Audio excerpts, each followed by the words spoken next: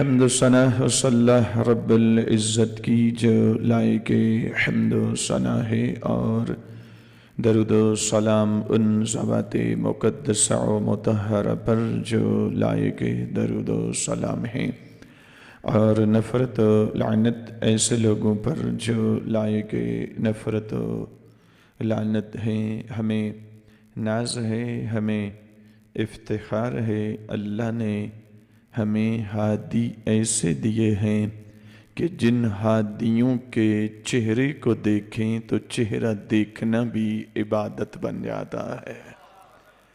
ہمیں افتخار ہے، ہمیں ناز ہے، اللہ نے ہمیں ہادی ایسے دیے کہ جن کا چہرہ دیکھیں تو عبادت ہے، جن کا ذکر سنیں تو عبادت ہے۔ اور بات یہاں تک محدود نہیں، میں صرف ابتداءً آپ کی توجہات کی خاطر اپنی تعداد کی طرف نگاہ نہیں کریں، آپ بالکل ذکر کی طرف میں اپنے آپ کو امام کی بارگاہ میں حاضر سمجھوں، بلکہ کل جو حدیث بیان کی اس طرح سمجھوں، اور آپ بھی کہ اس وقت حرم حسین میں بیٹھ کے میں پڑھ رہا ہوں، آپ مجلس حسین سن رہے ہیں، تو یہ عام جگہ نہیں ہے، کیونکہ معصوم فرماتے ہیں کہ جس جگہ پہ میرے دادا جان کی مجلس کا اہتمام ہوتا ہے، جتنی دیر تک وہ ذکر ہوتا رہتا ہے اتنی دیر تک اسی جگہ کو اللہ قبہ حسینی کا درجہ عطا کر دیتا ہے۔ لذا یوں سمجھیں کہ امام کے حرم میں بیٹھ کر آپ مجلس سن رہے ہیں، میں مجلس پڑھ رہا ہوں، لذا جو آئے ہی نہیں اس کی فکر کرنے کی ضرورت نہیں ہے۔ میں عرض کر رہا ہوں، ہمیں ناز ہے، ہمیں افتخار ہے، اللہ نے ہمیں ہادی ایسے دیے ہیں کہ جن کا چہرہ دیکھیں تو عبادت ہے، جن کا ذکر سنیں تو عبادت ہے، جن کے پیروں سے لگی ہوئی مٹی کو دیکھیں تو پھر بھی عبادت ہے۔ واحد ملت ہے، ملت تشیع، کہ جس ملت کے ہادیوں کے بدن سے لگی ہوئی خاک کو دیکھیں تو اس خاک کو دیکھنے سے کئی حج مقبولہ کے برابر اجر و ثواب مل جاتا ہے۔ ایک صلوات پڑھیں مل کے بآواز بلند۔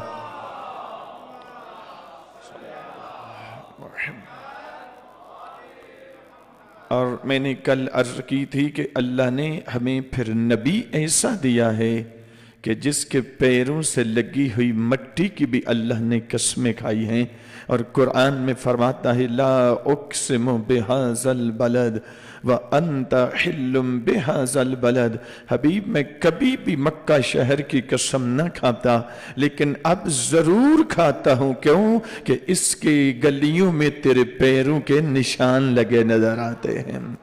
حبیب اس لیے میں اس کی قسم کھا رہا ہوں، لیکن صحیح ترجمہ اگر قواعد کے اعتبار سے کریں تو اس سے بھی زیادہ حسین اور خوبصورت ترجمہ بنتا ہے، اس لیے کہ انتا سے پہلے جو واو ہے، اس واو کے عربی میں متعدد معنی ہوتے ہیں۔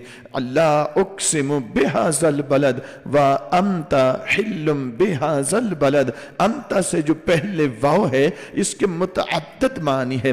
کسی مقام پر یہی واو قسم کے معنی میں آتی ہے، حرف واو ہی ہوگا لیکن معنی قسم کا ہوگا، کسی مقام پر یہی واو عطف کے معنی میں آئے گی، کسی مقام پر یہی واو حالت بیان کرنے کے لیے استعمال کی جاتی ہے۔ لذا اب یہاں پر علماء اور مفسرین اور بالخصوص تفسیر مدارک نسوی کے اندر علامہ نسوی نے یہاں پر لکھا ہے کہ انتا سے جو پہلے واو ہے یہ واو حالیہ ہے، یعنی واو حالیہ ہے، تو پھر آیت کا ترجمہ یہ بنے گا لا اقسم بہذا البلد وانت حل بہذا البلد، میرا حبیب آپ جب تک مکہ میں رہیں گے میں تب تک اس کی قسمیں کھاتا ہی چلا جاؤں گا۔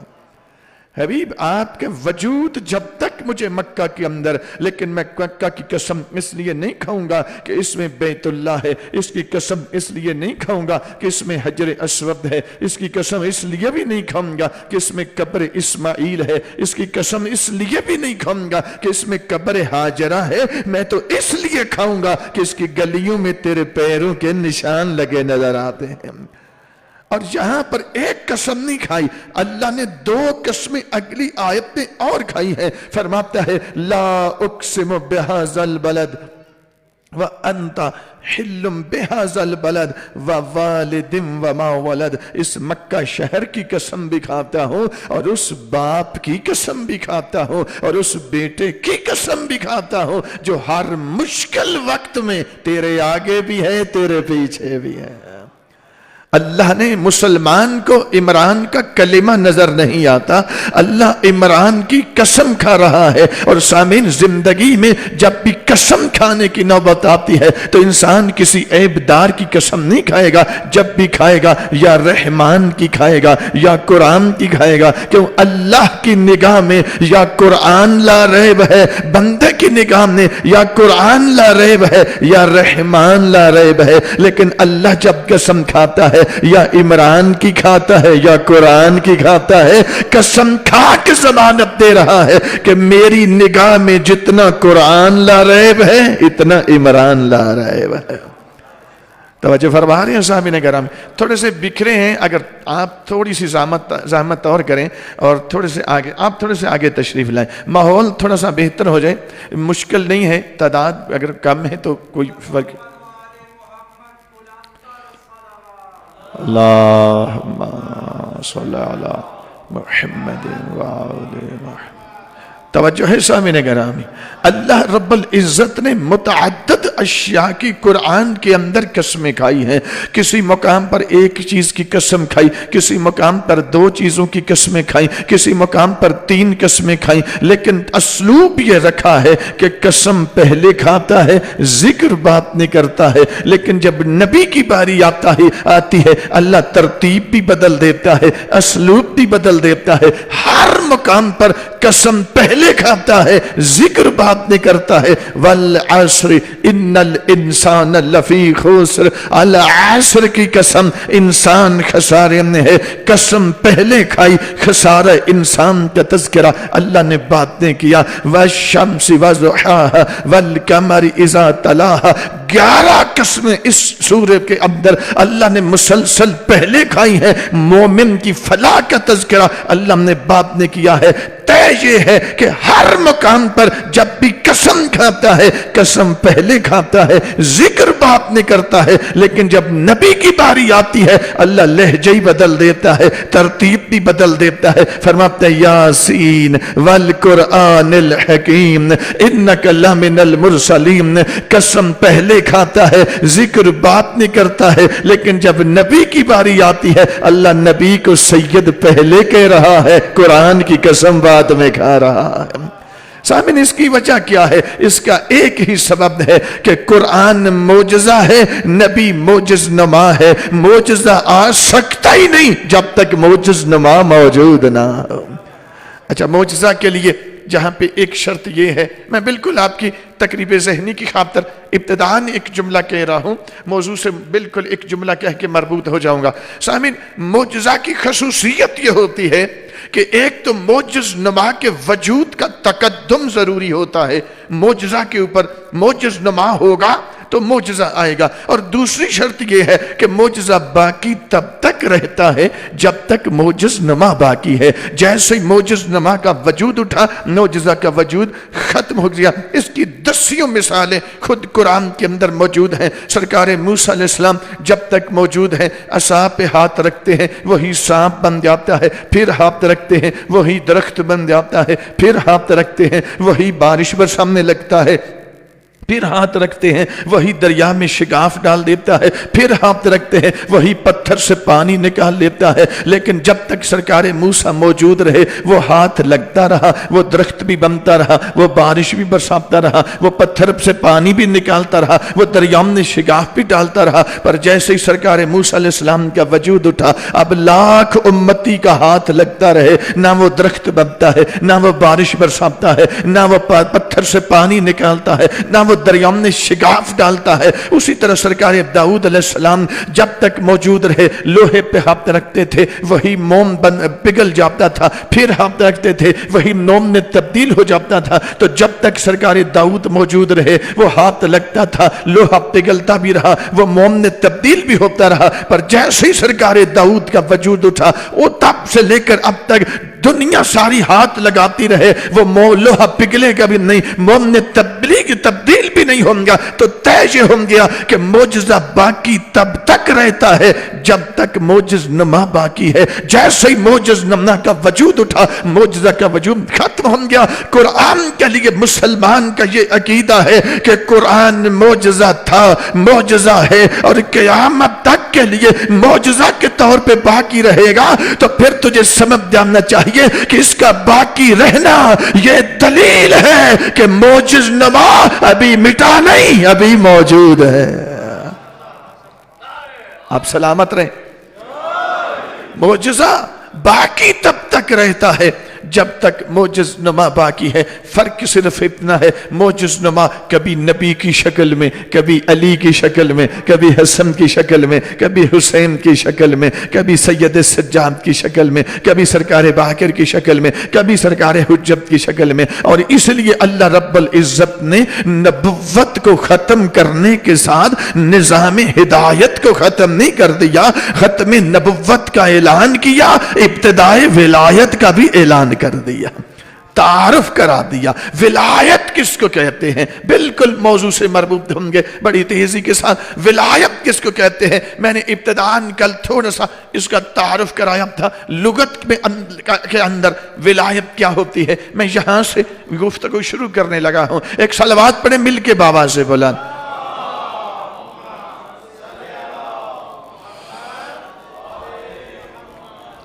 توجہ ہے سامعین گرامی، بات پہنچ رہی ہے۔ ولایت کس کو کہتے ہیں؟ نبوت کے کمال کا نام اللہ نے ولایت رکھا ہے۔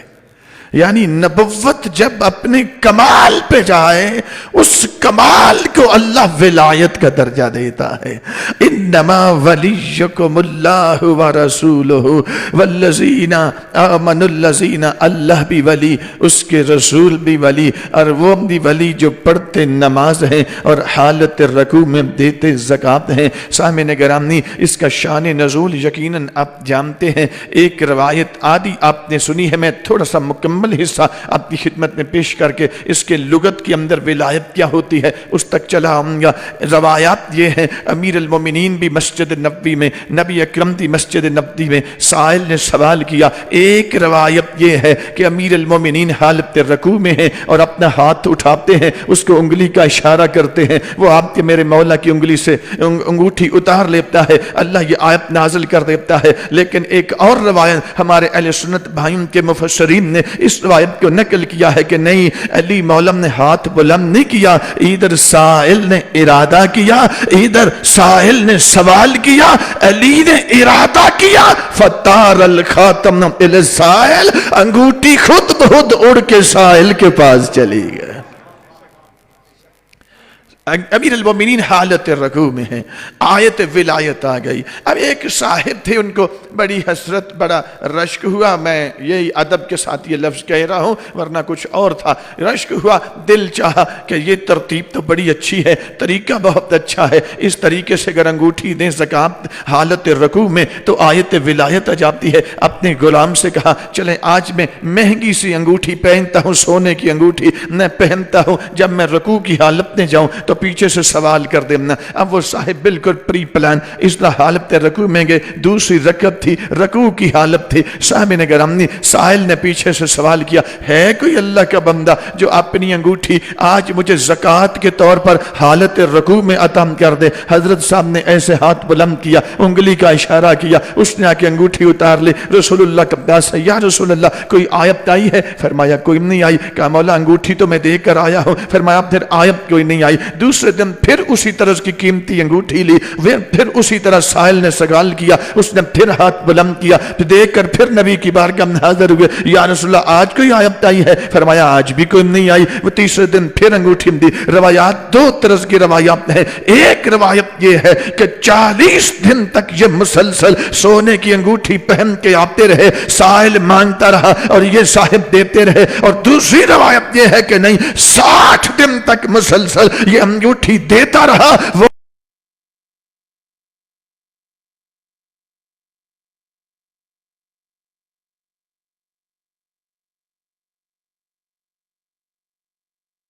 میرے نبی کی بارگاہ میں حاضر ہوئے اور آ کر کہا یا رسول اللہ کوئی آیت آئی ہے؟ فرمایا ہاں آج آم گئی ہے۔ کہا مولا بتائیں وہ کون سی آیت آئی ہے؟ فرمایا اللہ کہہ رہا ہے انہیں کہہ دو یہ سونا مردوں پر حرام ہوتا ہے۔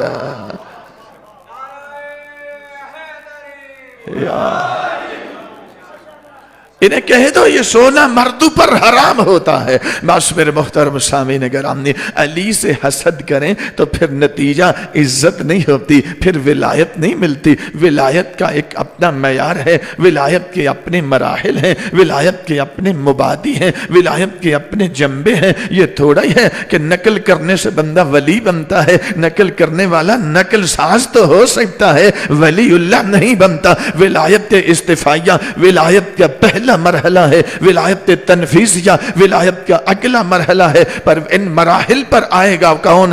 ولایت استفائیہ ولایت کا پہلا مرحلہ، اس پر آئے گا وہ جس کے اندر 9 خصوصیات ہوں گی، اور 9 خصوصیات میں سے ایک شرط، ایک خصوصیت علم ہے۔ علم کی پھر 8 قسمیں ہیں، تو یہاں کون سا چاہیے؟ ابھی تو چھوڑ دیں، ذرا پیچھے پلٹ آئیں۔ ولایت لغت کے اندر کیا ہے؟ علم لغت نے اس کی تعریف کیا بتائی ہے؟ سامعین ولایت مفردات القرآن ہمارے اہل سنت بھائیوں کی بہت بڑی کتاب ہے، بہت خوبصورت کتاب لکھی۔ قرآن کا ہر لفظ کا معنی حقیقی بھی لکھا، معانی استعمالی بھی لکھے، لیکن 2 جلدوں پر مہم کتاب لکھی مفردات القرآن امام راغب اصفہانی نے۔ لیکن اسی فن پر ایک کتاب آپ کے شیعہ عالم محقق حضرت علامہ حسن مصطفی نے لکھی ہے، التحقیق فی کلمات القرآن۔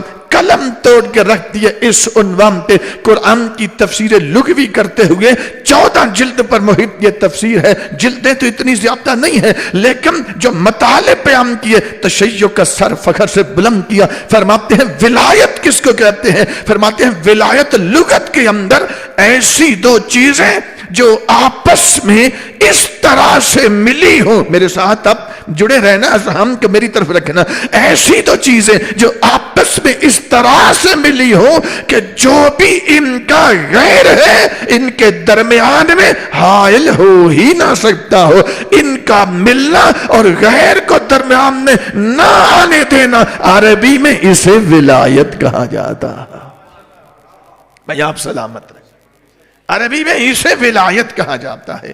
ایسی 2 چیزیں جو آپس میں اس طرح سے ملی ہوں کہ جو بھی ان کا غیر ہے، بہت بڑے مطالب اس ایک تعریف کے اندر ہے کہ جو بھی ان کا غیر ہے ان کے درمیان میں حائل نہیں ہو سکتا۔ وہ غیر اس لیے غیر ہے چونکہ اس کی ذات بھی ان سے نہیں ملتی، اس کی صفات بھی ان سے نہیں ملتی، اور ان کا آپس میں مل جانا یہ دلیل ہے کہ جیسی اس کی ذات ہے ویسی اس کی ذات ہے۔ اگر ذات ایک جیسی نہ ہو تو بھی ملنا محال تھا، اگر صفات ایک جیسی نہ ہو تو بھی ملنا محال تھا۔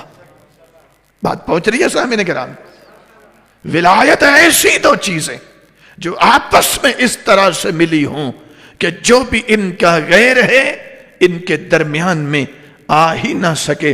آپ سمجھتے ہیں ولایت و امامت صرف منبر پہ بیٹھ جانے کا نام نہیں ہے، ولایت ایک منصب الہی ہے، اللہ نے جس کو نبوت کے ساتھ ملا کے رکھا ہے۔ سامعین کرام اس لیے پہلے اللہ نے اپنی ولایت کا اعلان کیا، میرے نبی کی ولایت کا اعلان کیا، پھر میرے علی مولا کی ولایت کا اعلان کیا۔ تعریف ایک دفعہ پھر سننے اور گفتگو تھوڑی سی اب آگے بڑھنے لگی ہے۔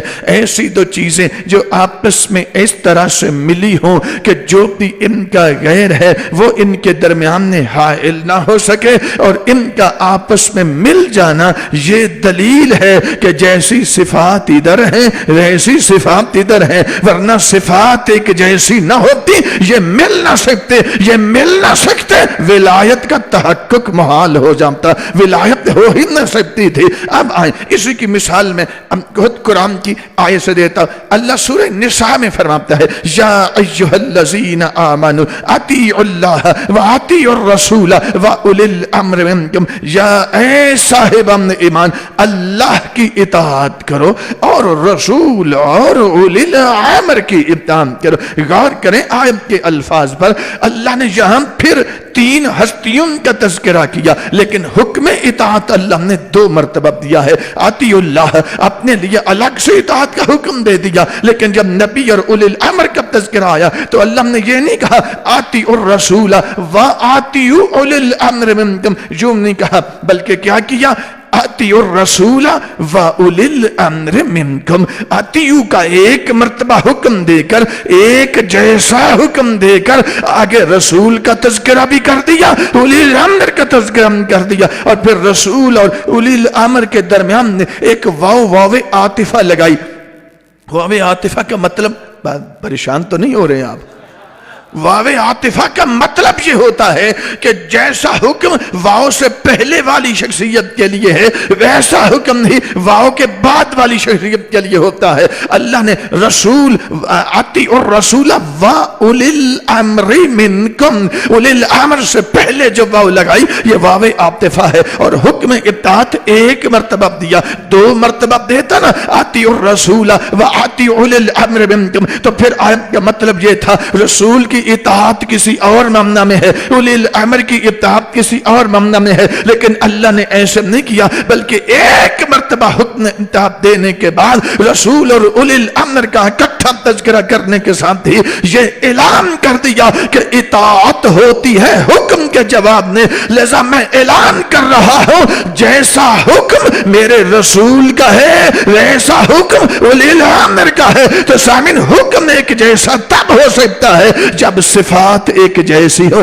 صفات ایک جیسی تب ہو سکتی ہے جب مزاج ایک جیسا ہو، مزاج ایک جیسا تب ہو سکتا ہے جب ذوات ایک جیسی ہو۔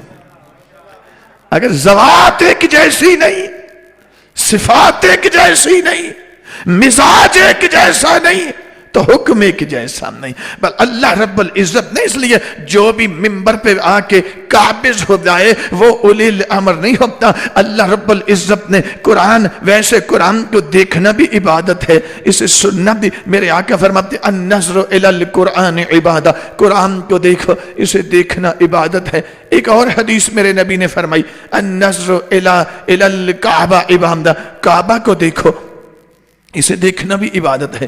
اور ایک اور ایسی حدیث کہ جس سے میری ملت کے ہر فرد جانتا ہے، اس حدیث سے واقف ہے النظر الی وجہ علی عبادہ، علی کا چہرہ دیکھو اسے دیکھنا بھی عبادت ہے۔ قرآن کو دیکھنا، کعبہ کو دیکھنا، علی کو دیکھنا عبادت ہے۔ تو سامن عبادت کوئی چھوٹے درجے کی ہوتی ہے، کوئی متوسط درجے کی ہوتی ہے، کوئی آخری درجے کی ہوتی ہے۔ تو جب یہ تینوں ہی عبادتیں ہیں، قرآن کو دیکھنا، کعبہ کو دیکھنا، علی کا چہرہ دیکھنا، جب تینوں ہی عبادتیں ہیں تو آیا یہ برابر درجے کی عبادتیں ہیں یا ان میں کچھ فرق ہے؟ سامن اگر باقی احادیث کو ساتھ ملائیں تو اتنا بڑا فرق ہے، جتنا دن اور رات کے اندر فرق ہے، جتنا زمین اور آسمان کی بلندی میں فرق ہے۔ کیسے؟ بابا قرآن کو جب تک دیکھتے رہو گے عبادت ہوتی رہے گی، جیسے ہی قرآن سے نظر پیچھے ہٹی عبادت ختم ہو جائیں گی۔ کعبہ کو جب تک دیکھتے رہو گے عبادت ہوتی رہے گی، جیسے ہی کعبہ سے نظر پیچھے ہٹی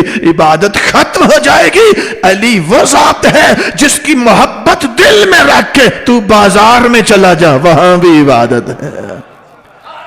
تو گھر میں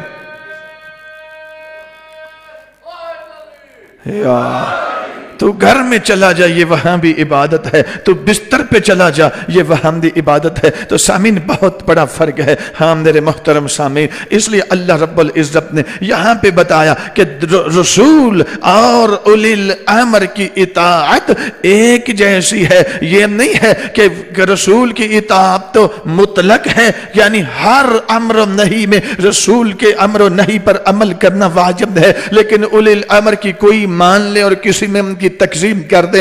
اگر ایسا ہوتا تو آتیو اولی الامر منکم، آتیو کا لفظ الگ سے آتا پھر تو نتیجہ نکال سکتا تھا، لیکن اللہ نے خباثتوں کے دروازے بند کر دیے، طاغوت کے لیے مشکلات کھڑی کر دی۔ کس طریقے سے؟ کہ حکم اطاعت صرف ایک مرتبہ دے کے آگے رسول اور اولی الامر کا تذکرہ کیا، اور پھر درمیان میں واو عاطفہ لگائی اور اعلان کر دیا کہ اللہ کی نگاہ میں جیسا حکم میرے رسول کا ہے ویسا حکم اولی الامر کا ہے۔ اور حکم اطاعت پہ اگر دیکھیں تو اور بہت ساری ایک آیات کا ایک تسلسل یہاں پر قائم ہو سکتا ہے۔ میں آپ کی خدمت میں صرف اتنا پیش کر رہا ہوں کہ اللہ رب ولایت کا معنی لغت کے اندر یہ ہے، ایسی دو چیزیں جو آپس میں اس طرح سے ملی ہوں کہ جو بھی ان کا غیر ہے ان کے درمیان میں حائل نہ ہو سکے۔ بس وہ غیر کیوں ہے؟ چونکہ اس کی ذات بھی ان کی ذات جیسی نہیں ہے، اور اس کی صفات بھی ان کی صفات جیسی نہیں ہے، اس بنا پر وہ غیر ہے، غیریت کے درجے پہ ہے۔ لیکن میرے محترم سامعین، ارے یہی وجہ ہے دنیا نہیں سمجھی، لیکن قرآن نے تو، رسول اللہ نے تو کوئی کسر نہیں چھوڑی۔ جب سورہ برات کی پہلی 12 آیتیں یا 20 آیتیں یا 40 آیتیں میرے آقا نے اپنے ایک صحابی کو دیکھ کر بھیجا کہ فرمایا جاؤ مکہ کے اندر جاؤ، چونکہ خانہ کعبہ کا جب لوگ دور جاہلی والا حج کرتے ہیں تو اس طرح سے کرتے ہیں کہ برہنہ ہو جاتے ہیں، اپنا لباس پھینک دیتے ہیں اور پھر سیٹیاں بجاتے ہیں، تالیاں بجاتے ہیں خانہ کعبہ کا طواف کرتے ہوئے۔ جس کا لباس زیادہ پھٹ جاتا ہے وہ اپنے آپ کو زیادہ گناہوں سے پاک سمجھا جاتا ہے اور اپنا سمجھتا ہے کہ میرا حج اللہ کی بارگاہ میں قبول ہو چکا ہے۔ فرماؤ جو آپ بیت مسجد الحرام کے اندر لا کر وہ اپنا سامان تجارت اس کی خرید و فروخت کر رہے ہوتے ہیں، جاؤ اور جا کر اس کی تلاوت کرنا ہے، سورہ برات کی پہلی 12 یا 20 آیتوں کی تلاوت کرنا ہے۔ روایات ہیں 21 سندوں کے ساتھ یہ حدیث موجود ہے جو میں بیان کرنے جا رہا ہوں۔ جب یہ آیات لے کر نبی اکرم کے صحابی ابھی مدینہ سے باہر نکلے تھے، اللہ نے سب صحابہ کرام نے جاتے ہوئے دیکھا کہ نبی اکرم نے اپنے صحابی کو یہ آیات دی ہے۔ اللہ نے اپنے نبی پر وحی کا نزول کر دیا اور وحی کا نزول کر کے فرمایا لا یؤدیھا الا انت او رجل منک، میرا حبیب کس کو بھیج دیا ہے تلاوت آیات کے لیے؟ یہ تلاوت آیات الہی کرنا یا نبوت کا کام ہے یا ولایت کا کام ہے؟ لذا یا تو آپ خود جائیں گے اور آپ خود تلاوت کریں گے، یا پھر وہ جائے گا جو مرد بھی ہوگا تجھ سے بھی ہوگا۔ دو خصوصیات، دو شرطیں اللہ نے یہاں پہ رکھی ہیں۔ اور رجل من کا، یا تو پھر آپ جائیں گے یا پھر وہ جائے گا جو مرد بھی ہوگا اور تجھ سے بھی ہوگا۔ اس کا مطلب یہ ہے اب کیا ہوا جب یہ حکم آیا نا، اب میرے آقا نے دائیں بائیں نہیں دیکھا، فرمایا یا علی میرے قریب آؤ، امیر المومنین قریب آئے، فرمایا اللہ کہہ رہا ہے یہ نبوت کا وظیفہ ہے، کیونکہ نبوت کے اللہ نے 4 ہدف رکھے ہیں، اور جو اہداف نبوت کے رکھے ہیں نا وہی اہداف اللہ نے ولایت کے بھی رکھے ہیں۔ هو الذي بعث في الأميين رسولا منهم يتلو عليهم آياته ويزكيهم ويعلمهم الكتاب والحكمة۔ اللہ وہ ہے جس نے اپنے رسول کو مبعوث کیا تاکہ اس کی آیات کی تلاوت کرے، لوگوں کا تزکیہ کرے، کتاب کی تعلیم دے، حکمت کی تعلیم دے۔ یہ نبوت کے 4 ہدف اللہ نے رکھے ہیں۔ شہروں کو فتح کرنا، لوگوں کو زبردستی کلمہ پڑھانا یہ نبوت کا وظیفہ نہیں ہے، تو شہروں کو فتح کر کے ناز کرنا یہ ولی کا وظیفہ کیسے بن جائے گا؟ نبی کے نائب کا وظیفہ کیسے بن جائے گا؟ لذا فلاں دور میں اتنے علاقے فتح ہوں گے، فلاں وہ یزید قسطنطینیہ، ارے احمقوں کی کوئی جنت میں رہنے والوں ذرا عقل سے کام لو۔ جب نبوت کے اہداف میں اللہ شہروں کو فتح کرنا شامل نہیں کر رہا تو ولایت و امامت تو نبوت کی نیابت کا نام ہے، تو نیابت میں شہروں کو فتح کرنا شامل کہاں سے کر لیا گا؟ توجہ ہے سامعین گرامی؟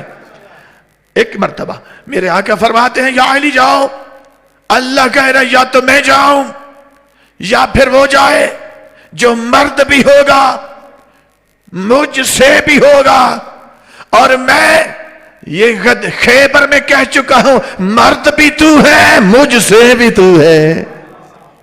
لَعُوتِيَنَّ الرَّایَةَ غَدًا رَجُلًا، کل میں علم، اچھا رجل وہاں کا مقابلے امراتن نہیں آیا، یعنی مرد مقابلے عورت نہیں آیا یہاں پر، بلکہ مرد ہر جگہ پہ اس طرح نہیں ہوتا کہ اس کا مطلب کہ دوسری پہ عورتیں تھیں، مثلا خیبر میں کل میں علم اس کو دوں گا جو مرد ہوگا، تو یہ نہیں نتیجہ نکال لینا کہ باقی عورتیں وہاں پر موجود تھیں، نہیں، مرد مقابلے عورت بھی آتا ہے اور کبھی کبھی مرد مقابلے نامرد بھی آتا ہے۔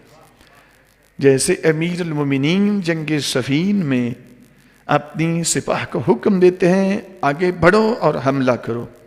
سپاہ آگے بڑھتی ہے لیکن آگے سے اس قدر شدت کے ساتھ حملہ آتا ہے کہ فوج کے قدم پھر اکھڑتے ہیں. امیر المومنین پھر پیچھے سے جاتے ہیں، پھر فرماتے ہیں بڑھو اور ان کی شدت کو توڑو، ان کے حملے کے زور کو توڑو اور آگے بڑھ کر ان پر حملہ کرو. وہ پھر حملہ کرتی ہے سپاہ، آگے سے پھر شدت کے ساتھ حملہ ہوتا ہے، ان کے قدم پھر اکھڑتے ہیں. پھر تیسری مرتبہ قدم اکھڑتے ہوئے ہم دیکھا تو سرکار امیر نے ایک جملہ کہا، یا اشباح الرجال ولا رجال، اے مردوں کی شبیہ ہو پر مرد نہیں ہو. یہاں مرد مقابلے نہ مرد آیا ہے، مرد مقابلے عورت نہیں ہر جگہ پہ آمدہ. امیر المومنین کو فرمایا یا علی جاؤ، اللہ کہہ رہا ہے یا تو میں جاؤں یا پھر وہ جائے، کہ جو مرد بھی ہو مجھ سے بھی ہو. اللہ نے تجھے مرد بھی بنایا ہے، مجھ سے بھی بنایا ہے. امیر المومنین جا کر ایسے 21 سندوں کے ساتھ یہ حدیث ہے، متواتر حدیث ہے. حضرت علامہ سید جعفر مرتضی آمنی، یہ پچھلے سال ہی ان کا انتقال ہوا، بہت بڑی شخصیت، ملت تشیع میں چھٹی بڑی شخصیت ہے جن کو علامہ کے لقب سے ملقب کیا گیا ہے. الصحیح من سیرت نبی الاعظم کی جلد نمبر 21 کے اندر اسی حدیث کا تذکرہ کرتے ہیں اور اس پہ بات کرتے ہیں، فرماتے ہیں یہ عام حدیث نہیں ہے، یہ حدیث متواتر ہے. سامنے گرامی امیر المومنین گئے اور ایک مرتبہ جا کے سرکار امیر نے ان سے آیات نہیں، ان کو واپس بھیج دیا. امیر المومنین آگے چلے گئے. مکہ میں جا کر میرے مولا نے جیسے تبلیغ کی نا تو سمجھ آتی ہے اللہ نے جو حکم دیا نا کہ مرد بھی ہو تجھ سے بھی ہو، اللہ نے شرطیں کیوں رکھی تھی؟ اس لیے رکھی تھی کہ وہاں عامر بن عبد ود کے 2 بھائی بھی رہتے تھے اور وہ بھی عامر جیسے ہی تھے، وہ بھی تلواریں نکال کے امیر المومنین کے سامنے آ گئے. جنگ کا خطرہ بالکل پیدا ہو چکا تھا لیکن امیر المومنین نے قبضہ تلوار پہ ہاتھ رکھا. ادھر ہاتھ آنا تھا، جو جتنے بڑے جوان تھے ان کی ٹانگیں کام دی، پیچھے ہٹ گئے چونکہ بہت بڑے مشکل مرحلہ تھا. اور رسول اللہ نے اس لیے فرمایا جو بھی مجھے علی کی آمد کی خبر دے گا میں دنیا میں رہ کر اس کو جنت کی بشارت دوں گا. روایات یہ ہیں کہ ہر کوئی ایسے انتظار کرنے لگ گیا لیکن جس نے سب سے پہلے میرے نبی کو علی کے واپس آنے کی خبر دی اس کا نام سلمان فارسی ہے. اور رسول اللہ کو جب خبر پہنچی، روایات یہ ہے کہ میرے مولا ایسے اپنے مدینہ سے نکلے، جتنا آگے چل کے علی مولا کا استقبال کر سکتے تھے اتنی آگے گئے اور پھر امیر المومنین کو اپنے سینے سے لگا کے بڑی دیر تک رسول اللہ گریہ کرتے رہے. توجہ ہے سامعین گرامی؟ تو یہاں میں عرض کرنا چاہ رہا ہوں کہ ایسی 2 چیزیں جو آپس میں اس طرح سے ملی ہوں کہ جو بھی ان کا غیر ہے وہ ان کے درمیان میں حائل نہ ہو سکتا ہو، بس جیسی صفات اس کی ہوں گی ویسی اس کی ہیں تو پھر یہ مل سکتی ہیں، ورنہ اس کی صفات تو اور ہو اور اس کی صفات اور ہو، ملاپ بھی نہیں ہوگا. اور اگر ملاپ ہو جائے تو ملاپ برقرار نہیں رہے گا، ملاپ ختم ہو جائے گا. بس ملاپ ختم ہو جائے تو ولایت نہیں رہتی. ولایت مقتضی ہے، اس کی تعریف اس چیز کا تقاضا کرتی ہے کہ ایسی 2 چیزیں جو آپس میں ملیں اور پھر کبھی آپس میں جدا نہ ہو کبھی، اسی کا اللہ نے ولایت کا نام دے رکھا ہے.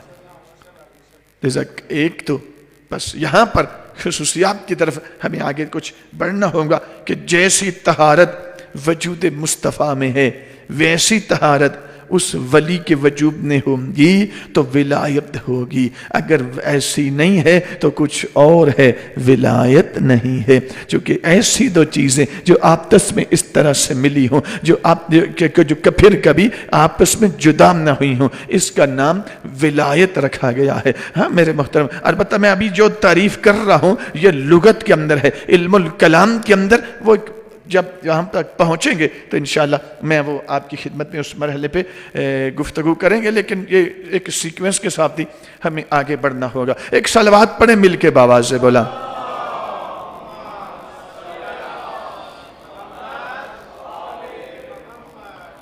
کہ پھر کبھی جدا نہ ہوئی ہوں.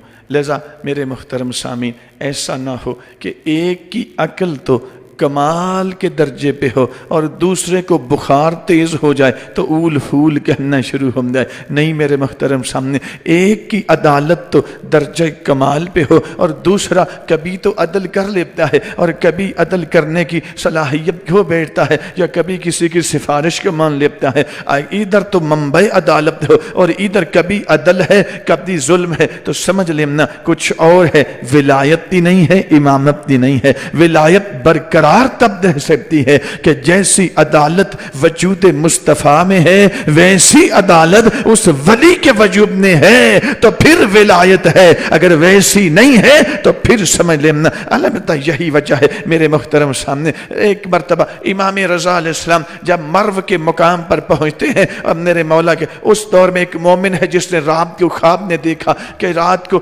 رسول اللہ ایک اس شہر کی جامع مسجد میں بیٹھے ہوئے ہیں اور ایک ستون کے ساتھ ٹیک لگا کے بیٹھے ہیں اور مولا کے سامنے ایک برتن تھال پڑا ہوا جس میں کھجوریں پڑی ہوئی ہیں. لوگ آتے ہیں، رسول اللہ حسب استطاعت اس کو بندے کو دیتے ہیں اور کہتا ہے کہ میں بھی آگے گیا، مجھے رسالت امام نے ایسے مٹھی بھر کے کھجوریں عطا کر دی اور میں نے گنی تو ان کی تعداد 18 تھی. کہتا ہے کہ میں پریشان ہوا، یہ معاملہ کیا ہے، کاش مجھے اور بھی مل جاتی. کہتا ہے دن طلوع ہوا تو شہر میں اعلان ہونے لگا کہ اہل علاقہ سارے اکٹھے ہو جاؤ، رسول اللہ کا 8واں بیٹا امام رضا علیہ السلام مرو کے مقام پر پہنچتے ہیں. امام رضا علیہ السلام جب یہ دیکھتا ہے کہ سنتا ہے اعلان تو اسی مسجد میں داخل ہوتا ہے. کہتا ہے جس طرح خواب میں نے نبی کو دیکھا تھا ویسے ہی نبی کے اس بیٹے کو اسی مقام پر اسی ستون کے ساتھ ٹیک لگا کے بیٹھے ہوئے دیکھا ہے اور ان کے سامنے بھی ایسے کھجوروں کا ایک تھال پڑا ہوا ہے اور میرے مولا اپنے ہاتھ سے اٹھا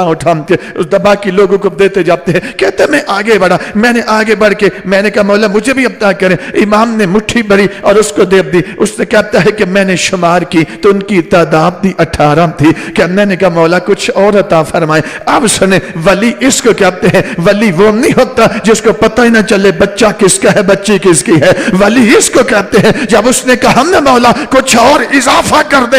8ویں امام فرماتے ہیں سن، اگر تو گزشتہ شب کو میرے نانا جان نے خواب میں تجھے زیادہ دی ہوتی تو میں ان کا بیٹا بھی تجھے زیادہ عطا کر دیتا.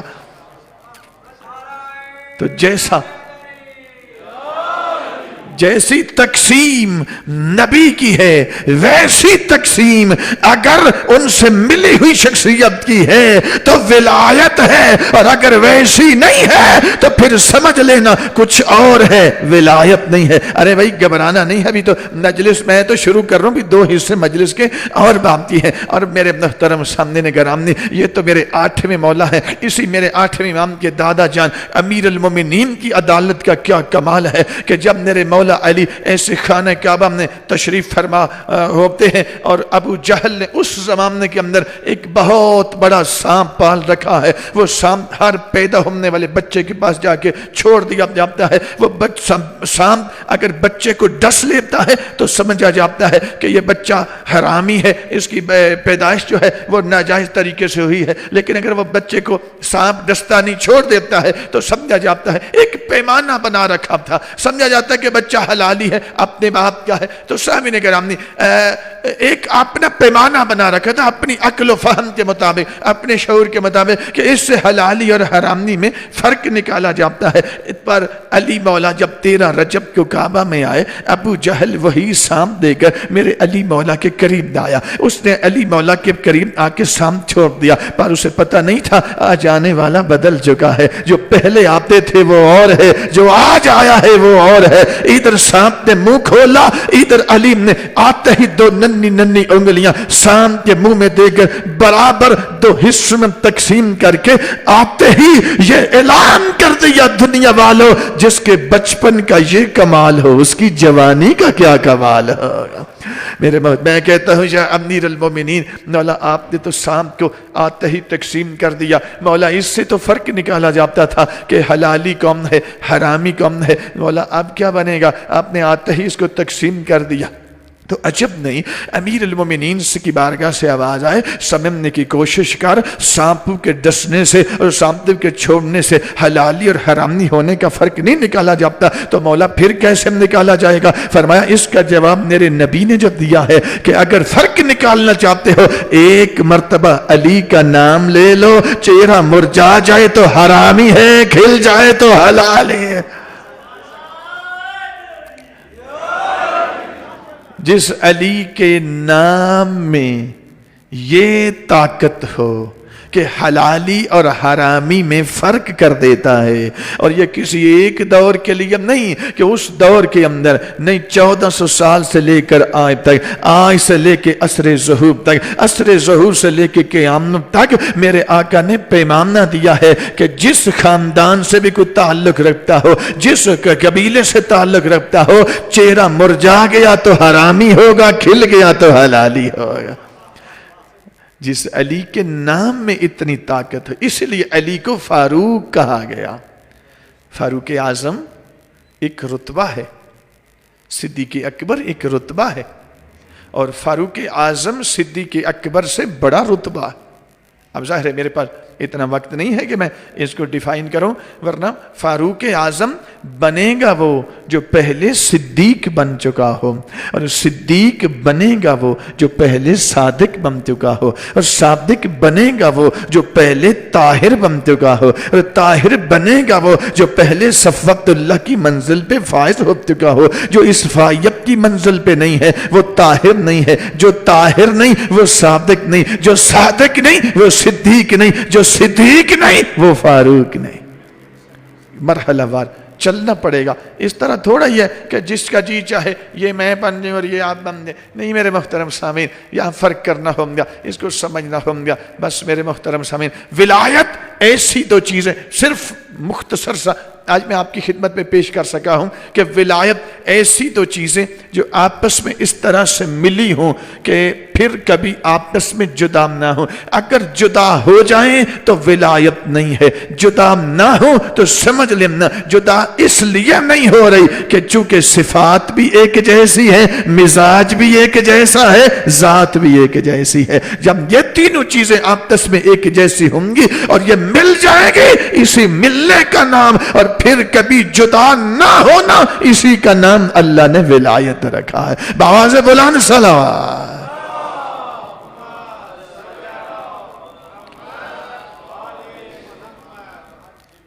وقت کے ولی سے اپنا رابطہ استوار کریں، کیونکہ جو خصوصیات میرے نبی کے وجود میں ہیں وہی خصوصیات میرے اس وقت کے امام کے وجود میں ہیں۔ بلکہ میں یوں کہوں، میرے آقا جب پہلا خطبہ دیں گے تو اس کے جملے کیا ہوں گے؟ سرکار حجت علیہ السلام امام باقر علیہ السلام سے روایات ہیں یہ کہ جب ہمارا قائم ظہور فرمائے گا، سرکار حجت جب ظہور فرمائیں گے تو خانہ کعبہ کی دیوار کے ساتھ ٹیک لگا کر پہلا خطبہ جو دیں گے اس کے جملے کیا ہیں؟ کمال خطبہ طویل ہے، امام باقر علیہ السلام کی زبان سے نکلے ہوئے الفاظ ہیں کہ امام فرماتے ہیں ہمارے بیٹے کے الفاظ ہیں، دنیا والو من اراد ان ینظر الی آدم فشیس فہا انا ذا آدم و ذا شیز ومن اراد ان ینظر الی ابراہیم و اسماعیل فہا انا ذا ابراہیم و ذا اسماعیل ومن اراد ان ینظر الی یعقوب و یوسف فہا انا ذا یعقوب و ذا یوسف ومن اراد الی محمد المصطفیٰ فہا انا ذا محمد المصطفیٰ ومن اراد ان ینظر الی علی ابن ابی طالب فہا انا ذا علی ابن ابی طالب ومن اراد الی الحسن والحسین حسین فہا انا ذل حسن و ذل حسین۔ جو آدم نرشیز کو دیکھنا چاہے مجھے دیکھ لے، جو خصوصیات ادھر تھیں وہ خصوصیات ادھر ہیں، جو آدم جو ابراہیم اور اسماعیل کو دیکھنا چاہے وہ مجھے دیکھ لے۔ زمانے کے امام کا پہلا خطبہ، اور اگر امام عربی بولیں گے، آپ پشتو سمجھتے ہیں تو آپ پشتو میں اسی کو سماعت کریں گے. آپ اردو سمجھتے ہیں آپ اردو میں اسی کی سماعت کریں گے. آپ فارسی سمجھتے ہیں آپ فارسی میں اسی کی سماعت کریں گے. بڑا طویل خطبہ ہے. اور پھر میرے مولا فرمائیں گے دنیا والو اگر کوئی میرے نانا جان کو دیکھنا چاہے تو وہ مجھ حجت خدا کو دیکھے. اللہ نے جو خصوصیات ادھر رکھی ہیں وہی خصوصیات ادھر رکھی ہیں. جو میرے دادا علی کو دیکھنا چاہے وہ مجھ امام زمان کو دیکھ لے. جو میرے دادا علی کے وجود کے اندر خصوصیات تھی. تو یہ بتانا میں چاہتا ہوں ولایت اسی کو کہتے ہیں کہ جو خصوصیات پہلے محمد میں ہیں وہی خصوصیات آخری محمد میں ہیں. اسی لیے وہ پہلے ولی اللہ ہے یہ آخری ولی اللہ ہے. ولایت اپنے لفظ کا اس کا لفظ ہی مقتضی ہے. اگر صفات ایک جیسی نہ ہوں تو ولایت نہیں ہے. اس ولی کے ساتھ اپنا رابطہ استوار کریں, اپنا تعلق قائم کریں. اور میں نے کل عرض کی تھی اس امام کی سپاہ میں جانے کے لیے 10 شرطیں ہیں. ان 10 شرطوں میں سے پہلی شرط کل ابتداءً میں نے بتایا کہ سرکار رسالت مآب کو وقت سے پہلے بلا رہے تھے مدینہ والے. میرے مولا نے چند شرطیں رکھی تھی. وقت سے پہلے بلانا ہے, یہ شرطیں ہیں, یہ پوری کر لو. ہم جب کرو گے ہم آنے کے لیے تیار ہیں. تاخیر ہماری طرف سے نہیں, تاخیر تمہاری طرف سے ہے. انہوں نے 3 سال لگا دیے. میرے مولا پھر بھی وقت سے پہلے, میں کہتا ہوں پھر بھی ان کو سلام کرتا ہوں کہ انہوں نے وقت سے پہلے بلا لیا میرے آقا کو. ارے ایک ظہور ایمان وقت مقرر پہ بھی ہوگا, وقت مقرر سے پہلے بھی ہو سکتا ہے. وقت مقرر سے پہلے ہو جائے تو یہ آپ کا کمال ہے, اور وقت مقرر پہ ہو تو پھر کوئی کنٹریبیوشن نہ میرا ہے نہ آپ کا ہے نہ کسی اور کا ہے. اس کا مطلب یہ ہے کیوں زمانے کے امام فرماتے ہیں میرے نانا جان کو مدینے والے وقت سے پہلے بلائیں تو میرے نانا جان آگے سے شرطیں رکھیں اور کہیں یہ پوری کرو میں آ جاتا ہوں. تو میری سیرت بھی وہی ہے کہ میرے نانا رسول کی سیرت ہے. میری 10 شرطیں ہیں, تم وقت سے پہلے بلانا چاہتے ہو یہ 10 شرطیں پوری کر لو. میں آنے کے لیے تیار, آج کر لو میں آج آنے کو تیار ہوں, ابھی کرو میں ابھی آنے کو تیار ہوں. جتنا وقت لوگے بس جیسے آمادگی ہو جائے گی. وقت ظہور امام اب کوئی زیادہ دور نہیں, میرے اور آپ کے سر کے اوپر آ کے کھڑا ہو چکا ہے. تو کون سی شرطیں ہیں میرے محترم سامنے؟ پہلی شرط, میں جب سپاہ کہہ رہا ہوں تو میں کل بھی کہا تھا پھر کہہ رہا ہوں 313 نہیں کہہ رہا, میں نچلی سپاہ کہہ رہا ہوں. امام کی نچلی سپاہ میں جانے کے لیے 10 شرطوں میں سے ایک شرط یہ ہے وہ بندہ جائے گا حجت خدا کی سپاہ میں جو اپنا 1 نہیں 2 نہیں 3 نہیں اپنا ہر عمل خود اپنے ہاتھوں سے اپنے امام کی بارگاہ میں پہنچانے والا ہوگا. اب ذرا غور کریں, جو اپنا ایک عمل نہ پہنچائے دن میں طلوع آفتاب سے لے کر اب تک, اگر دن میں 20 اعمال کیے ہیں 30-40 اعمال کیے ہیں تو یہ نہیں ہے کہ 40 اعمال میں سے 25 پہنچا رہا ہے اور 15 پہنچنے کے قابل نہیں ہے. نہیں میرے محترم سامعین, اگر 40 کیے ہیں تو 40 کے 40 کو ہی خود اپنے ہاتھوں سے اپنے امام کی بارگاہ میں خود ایصال کرے, ہدیۃً امام کو بھیجے. اور میرے بزرگوں, دوستو, عزیزوں, یوں نہیں ہوگا کہ کچھ بھیجیں اور کچھ نہ بھیجیں. نصاب کا پتہ ہونا بہت ضروری ہے. وقت کے امام کی سپاہ میں جانے کا جو میرٹ ہے اس میرٹ کا معلوم کرنا یہ بہت ضروری ہے. اور اگر یہ معلوم نہ کیا تو پھر بہت بڑا خسارہ ہے. شاید انہی لوگوں کے لیے اللہ نے فرمایا وَالْعَصْرِ ان الانسان لفی خسر. اور ابھی آپ کے پاس میرے پاس وقت ہے, ابھی توبہ کا دروازہ کھلا ہے, لیکن جو حتمی علامتیں ہیں نا وہ بھی 10 ہیں امام کے ظہور سے پہلے. ویسے غیر حتمی تو کئی 100 ہیں, لیکن جو حتمی علامتیں ہیں وہ بھی 10. ان میں سے ایک علامت یہ ہے کہ سورج جب مغرب کی جانب غروب کرے گا 3 دن اور 3 راتیں طلوع نہیں کرے گا. کیا ہوگا؟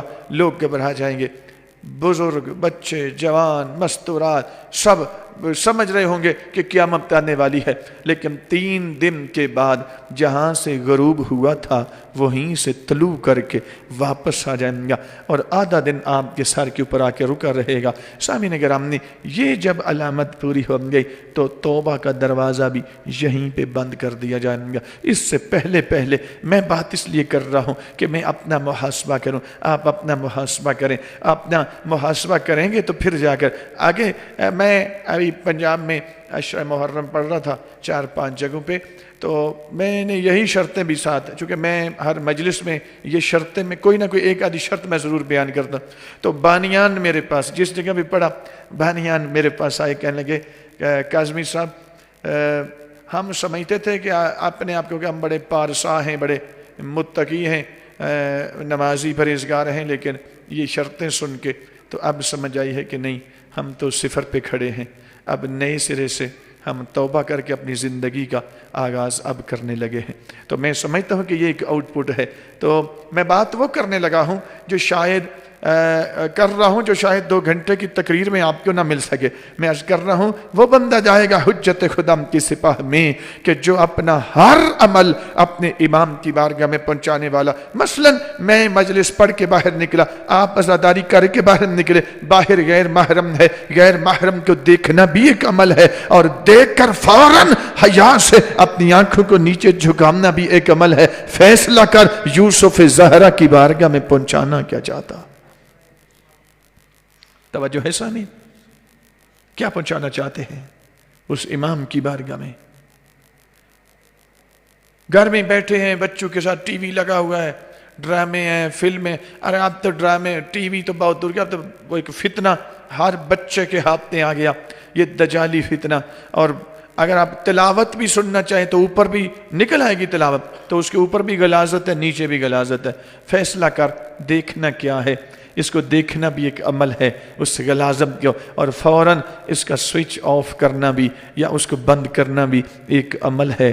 क्या पहुंचाना चाहते हैं अपने वक्त के इमाम की बारगाह में? वो फिल्में ड्रामे देखना, वो मौसीकी सुनना, वो गाने सुनना, नौजुबिल्ला, क्या पहुंचाना चाहते हैं? हमारी मस्तूरात, हमारी बच्चियां, हमारी बेटियां, हमारी बहनें घर से मजलिस सुनने के लिए आती हैं। मजलिस सुनना एक अमल है, और मजलिस सुनने से पहले घर से निकलना बजाते खुद एक अमल है, लेकिन निकलने से पहले सोच लें अमल पहुंचाना है इमाम की बारगाह में। क्योंकि यूं तो नहीं है कि कुछ अमाल तो पहुंचा दे और कुछ ना पहुंचाए, इस तरह ये मेरिट पे पूरा नहीं होगा। मेरिट पे पूरा वो उतरेगा जो अपना एक नहीं, 2 नहीं, अपना हर अमल खुद अपने हाथों से अपने मौला की बारगाह में पहुंचाने वाला होगा। हमारी बेटियां, बच्चियां घरों से बाहर मजलिस के लिए फर्ज करें निकलती हैं, तो घर से निकलना बजाते खुद एक अमल है। मजलिस सुनना तो अगला अमल है ना, घर से निकलना। तो निकलने से पहले जरा देख लें, बेहिजाब होके निकल रही हूं या बाहिजाब होके निकल रही हूं।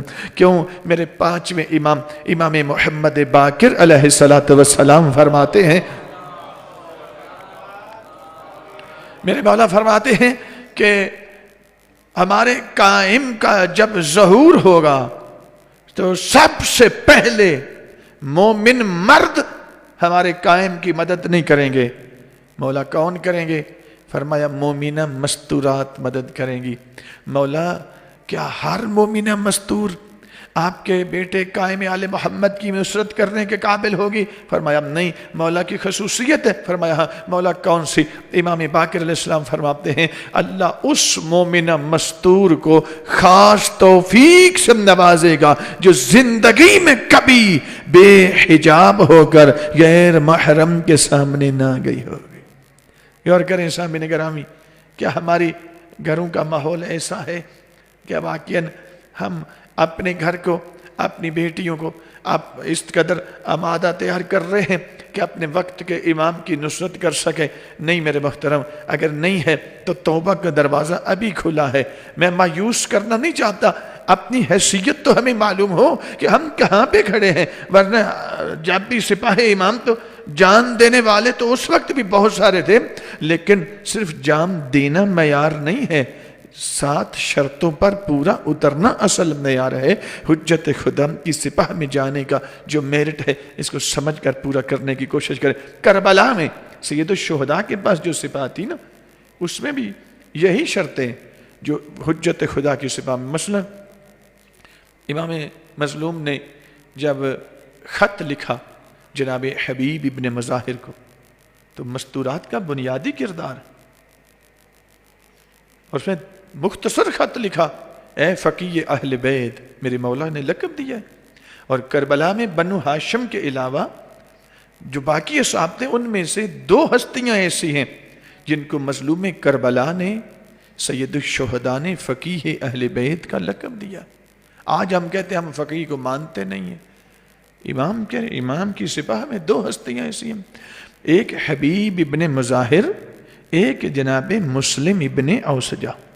یہ دونوں شخصیات ایسے اور دونوں کزن بھی ہیں, ایک ہی قبیلے سے تعلق ہے, کزن بھی ہیں اور دونوں ہی فقیہ ہیں اور دونوں ہی امام کے سپاہی ہیں. میرے محترم سامعین, تو حبیب ابن مظاہر کو بازار میں گئے مہندی خریدنے کے لیے, خضاب کی مہندی خریدنے کے لیے. اتنے میں جناب جون سے ملاقات ہوئی, خط ملا, سائڈ پہ ہو کے کھولا, جان بوجھ کر چہرہ اتار لیا, پریشانی کے آثار چہرے پہ طاری کر لیے. چونکہ ایک ماحول بنانا تھا, اپنے گھر میں جانا ہے, بیٹا ہے, زوجہ ہے, تو کس طریقے سے اب میں اپنے آپ کو, چونکہ جانا تو ہے, ظاہر امام کا یہ انتخاب کرنا بھرے کوفے سے صرف جناب حبیب کو خط لکھ کر بلانا, یہ دلیل ہے کہ حبیب عام نہیں ہے, خواص الخواص میں شامل ہے. ایک مرتبہ سرکار حبیب نے چہرہ اترا ہوا اپنے گھر میں داخل ہوئے. زوجہ نے کہا کہ گئے تھے تو خوش تھے لیکن واپس آئے ہو تو چہرے پہ پریشانی کے آثار ہیں, کیا معاملہ ہے؟ کہا پرسکون زندگی گزار رہے تھے, اللہ نے گھر دیا ہے, دولت دی ہے, اولاد دی ہے, تو کیا ہوا؟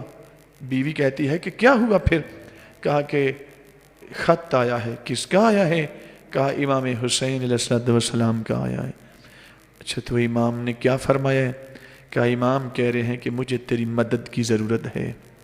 حبیب جس حالت میں بھی ہو جلدی سے میرے پاس آ جاؤ, میرے ساتھ ملحق ہو جاؤ. تو حبیب تو کیا چاہتا ہے؟ کہ میں تو کہہ رہا ہوں میں تو امن کی زندگی گزار رہا تھا. اتنا جملہ سننا تھا جو حبیب کی زوجہ نے رخ جنت البقیع کی جانب کیا اور ایک جملہ کہا, آقا زادی اے جناب سیدہ معاف کر دینا, حبیب نہیں آ رہا, کنیز جا رہی ہے. جملہ سننا تھا جو سرکار حبیب کے چہرے پہ خوشی کے آثار طاری ہوئے. کہا میں یہی کچھ جاننا چاہ رہا تھا کہ کہیں تم رکاوٹ تو نہیں بنو گی, ورنہ میں تو وہ ہوں کہ 1000 رکاوٹ بھی ہو تو توڑ کے میں حسین کے قدموں میں اپنے آپ کو گرا دوں, حسین کی نالین پہ اپنے آپ کو قربان کر دوں.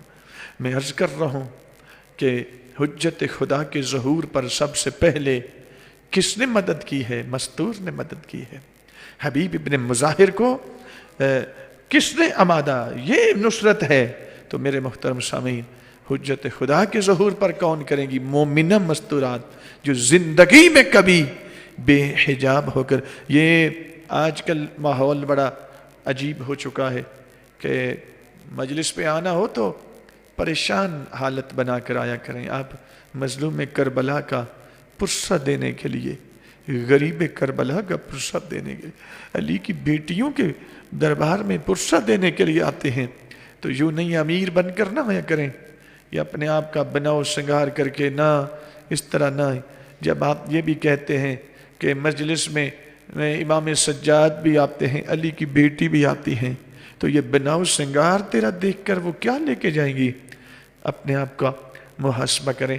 میرے بزرگ دوست عزیزو, ہر وہ بندہ جو اپنا ہر عمل اپنے امام کی بارگاہ میں پہنچانے والا ہوگا, غور کریں, رشوت لینا ہے, عمل پہنچانا امام کی بارگاہ میں, موسیقی سننا ہے, عمل پہنچانا امام کی بارگاہ میں. کیا پہنچانا چاہتے ہیں؟ شرم نہیں آتی کہ وہ آیت تطہیر کے مصداق ہیں اور میں پہنچا کیا رہا ہوں ناپاکی اور آلودگی؟ نہیں. اس امام کی سپاہ میں اگر حصہ بننا چاہتے ہیں اور ان آنکھوں سے علی اکبر کو دیکھنا چاہتے ہیں, ابو الفضل عباس کو دیکھنا چاہتے ہیں, تو اسی سپاہ میں دونوں ہستیاں ہوں گی. ان آنکھوں سے دیکھیں جتنا جی چاہے، اور جنگ دیکھنا ہو تو اسی سپاہ کا حصہ بنیں، اور سپاہ کا حصہ بننے کے لیے اپنے آپ کو آمادہ کریں، اپنی تیاری کریں۔ میرے بزرگوں، دوستو، عزیزوں، اللہ آپ کو سلامت رکھے۔ وقت مکمل ہو گیا، لیکن 5 منٹ میں تھوڑا سا مصائب پڑھنا چاہتا ہوں۔ فضائل جتنا پڑھ لیں، احکام جتنے بیان کر لیں، مجلس کی زینت بڑھتی ہے۔ تزئین مجلس ہے، تکمیل مجلس نہیں ہے۔ تکمیل اسی وقت ہوگی جب زخمی حسین کا پرسہ ان کی اس ماں کو دیں گے جس کا بازو بھی لوگوں نے توڑ دیا تھا، جس ماں کی پسلیوں کو بھی لوگوں نے دروازہ گرا کے توڑ دیا تھا۔ اجرکم علی اللہ۔ مولا اس غم کے سوا آپ کو کسی غم میں نہ رلائے۔ عزاداران مظلوم کربلا، مولا کی قسم سارا دن لاشیں اٹھا اٹھا کے تھکے ہوئے حسین، جب بھی کوئی صحابی شہید ہوتا نا، امام اٹھتے، کسی طرف سے علی اکبر آتے، کسی طرف سے عباس آتے، مولا بابا جان ہمیں اجازت دینا، ہم لے کے آتے ہیں۔ حسین کریم اتنے، آگے سے کیا جواب دیتے؟ جب بھی کوئی شہید ہوتا نا، فرمایا نہیں بیٹا علی اکبر بیٹے نہیں، انہوں نے قربانی میرے کہنے پہ دی ہے نا، تو میں ان کی قیمت بھی پھر اسی طرح سے ڈالوں گا کہ میں خود انہیں اٹھا کر لے کر آؤں گا۔ صبح سے ظہر تک جتنے بھی شہید ہوئے ہیں، حسین نے ایک لاشا بھی کسی اور کو نہیں اٹھانے دیا، خود میرے آقا اٹھاتے رہے ہیں۔ اور پھر بعض دفعہ میرے مولا کو جنگ کرنا پڑتی، اور پھر جا کر وہ لاشے تک پہنچتے، اور امام اس لاشے کو اٹھا کر لے کے آتے۔ عزاداران مظلوم کربلا، جب میرے مولا چلنے لگے نا، نظر یمیناً و شمالا، کبھی دائیں دیکھا کبھی بائیں دیکھا، نظر کوئی نہیں آیا، ایک جملہ کا علی اکبر اور محمد تم کہاں چلے گئے؟ میں نے تم سب کو سوار کرایا تھا، مجھے سوار کرانے والا کوئی نہیں رہ گیا۔ مولا اس غم کے سوا تجھے کسی غم نے نہ رلا۔ عزاداران مظلوم کربلا، امام حسین خیمے، بہت مشکل ودا ہے۔ علی اکبر علیہ السلام کا جو ودا ہے بہت مشکل ہے، لیکن اکبر کے جانے سے بھی زیادہ مشکل تھا میرے حسین کا خیمے سے نکلنا۔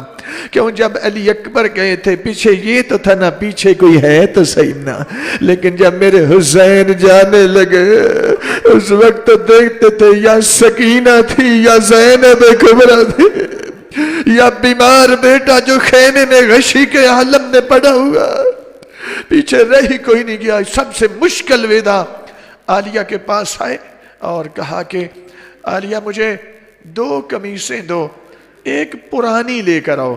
پرانی قمیص میرے مولا نے پہلے زیب تن کی، جو انتہائی بوسیدہ، انتہائی پرانی قمیص پہنی نا میرے مولا نے، اس کے ساتھ کیا کیا؟ تلوار کی نوک کے ساتھ اسی کو زخمی کرنا شروع کر دیا۔ علماء مقاتل نے لکھا ہے کہ جب زخمی کرنا شروع کیا نا، اس کے بعد فرماتے ہیں باب جائی دوسری نئی قمیص بھی لے کر آؤ۔ دوسری جو نئی قمیص وہ بڑی قیمتی تھی، اوپر وہ زیب تن کی، 2 قمیصیں پہنی۔ عالیہ پوچھتی ہیں بھیا حسین یہ معاملہ کیا ہے؟ پہلے پھٹی پرانی قمیص تھی، اس کو زخمی کرنے کی ضرورت کیا تھی؟ فرمایا میں جانتا ہوں دشمن بڑا کمینہ ہے، جب میں زین سے اتروں گا کوئی میرا امامہ لوٹ کے لے جائے گا، کوئی میری نالین لوٹ کے لے جائے گا، کوئی میری قمیص لوٹنے کے لیے آئے گا۔ میں نے نچلی قمیص کو اس لیے پھاڑا ہے شاید اسے پھٹی ہوئی سمجھ کے چھوڑ جائے، اس کا میں نے کیا کرنا ہے۔ لیکن میرے مولا کے عزاداروں کو اتنا کمینہ تھا وہ یزیدی لشکر جو حسین کی پھٹی ہوئی قمیص بھی لوٹ کے لے گیا۔ اجرکم علی اللہ۔ کوشش کریں یار ایک آدھا آنسو ضرور نکلا ہے، اور اپنے وقت کے امام کو ہدیہ کریں۔ مجلس سننا عمل ہے، پہنچائیں اپنے ہاتھوں سے اپنے امام کی بارگاہ میں۔ یہ رونا ایک عمل ہے، یہ آنسو نکال کے اپنے امام کی بارگاہ میں ہدیہ پیش کرے۔ میرے مولا کے عزادارو، علامہ عبدالرزاق مکرم الموسوی لکھتے ہیں کہ جب میرے مولا ذوالجناح پہ سوار ہوئے نا تو ذوالجناح کو چلانا چاہا، ذوالجناح چلا کو ہم نے۔ امام فرماتے ہیں ہاں تو تھک گیا ہے؟ ذوالجناح کہتے مولا نہیں تھکا نہیں، ذرا جھک کے نیچے تو دیکھے۔ حسین نے جھک کے دیکھا 4 سال کی زہرا ہے، چھوٹے چھوٹے ہاتھ ذوالجناح کے سموں پہ رکھ کے کہہ رہی ہے نہ لے کے جا، جو سب سے گیا ہے مڑ کے واپس کوئی نہیں آیا۔ میرے مولا کے عزادارو، حسین نے کا نظیم چھوڑ دی، 4 سالہ بیٹی کو ایسے اٹھایا، سینے سے لگایا، دیکھا جو بچی کی آنکھوں سے اس قدر آنسو نکل رہے ہیں، جو بچی کے رخسار آنسو سے تر ہو چکے ہیں۔ علامہ مکرم نوسوی لکھتے ہیں جب بیٹی کے رخساروں پر آنسو دیکھے نا، رخساروں پر آنسو دیکھ کر حسین آقا نے وہ جملہ کہا جو اکبر کی موت پہ بھی نہیں کہا تھا، جو عباس کی شہادت پہ بھی نہیں کہا تھا۔ فرماتے لا تحرکی لا تحرکی قلبی بدموعک یا سکینہ، بیٹی سکینہ نہ رو، تیرے آنسو نکلتے ہیں، میرے سینے میں آگ جلنا شروع ہو جاتی ہے۔ میں کہتا ہوں مظلوم کربلا، ابھی تو ان رخساروں پہ آپ نے آنسو دیکھے ہیں، مولا تھوڑی دیر کے بعد جب آپ زین سے اتر جائیں گے یہی رخسار ہوں گے، کوئی تماچے مار رہا ہو، کوئی در لوٹ رہا۔ اجرکم اللہ۔ ایک روایت بس، ایک منزل اور بڑھائیں۔ مختار سقفی اعلان کیا کہ کربلا میں میں نے سنا خولی ملعون نے بڑے ظلم کیے، اس ملعون کو تلاش کر کے جہاں پہ بھی ایسے گرفتار کر کے میرے سامنے لایا جائے۔ خولی ملعون کو پکڑا گیا، اس کو گرفتار کر کے مختار کے سامنے لا کے پھینک دیا گیا۔ یہ سنبھلا تھوڑا سا اٹھا، مختار کہتے اب میں نے سنا تو نے کربلا میں بڑے ظلم کیے، اب بتاؤ ظالم نے تو نے کسی مقام پر تیرے دل میں بھی کوئی نرمی آئی تھی یا کوئی نہیں؟ کہتا مختار میں نے علی کے 2 بیٹوں کو مارا ہے، جعفر بن علی کو، عثمان بن علی کو۔ میں نے علی کے 2 بیٹوں کو مارا، جو انہیں مارتا تھا میرے دل میں شکاوت بڑھتی جاتی تھی۔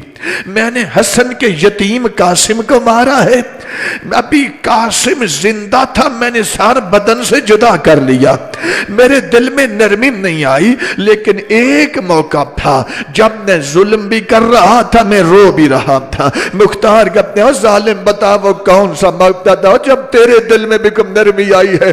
کہتا ہے مختار جب شامی غریبہ کو ہم نے علی کی بیٹیوں کو لوٹ لیا نا، اس کے بعد ہم نے چاروں طرف سے خیموں کو آگ لگا دی، میں نے دیکھا مستورات تو سب باہر نکل آئیں، سب سے آخر پر ایک چھوٹی سی بچی ہے کہ جب خیمے سے باہر نکلتی ہے اس کے دامن میں آگ لگی ہوئی ہے، جب بچی چلتی ہے آگ کا شعلہ بلند ہوتا ہے، بچی کے کانوں میں بڑے قیمتی 2 در تھے، میری نظر ان دروں پہ پڑ گئی، میں نے سوچا بڑے قیمتی کوئی اور جو لوٹے گا میں ہی کہ نہ لوٹ لوں۔ مختار نے اس کے بعد بچی کی طرف بڑھا، بچی کی مجھ پہ نظر پڑی، بچی مجھ کو دیکھ کر بھاگنے لگی، وہ بچی تھی میں جوان تھا، وہ پیاسی تھی میں نے پانی پیا ہوا تھا، چند قدم تے بچی دوڑتی رہی لیکن بچی زمین پہ گر گئی۔ جب بچی نے دیکھا نا کہ یہ مجھے چھوڑے گا نہیں، چھوٹے چھوٹے ہاتھ باندھ کے کہنے لگی مجھے ہاتھ نہ لگانا،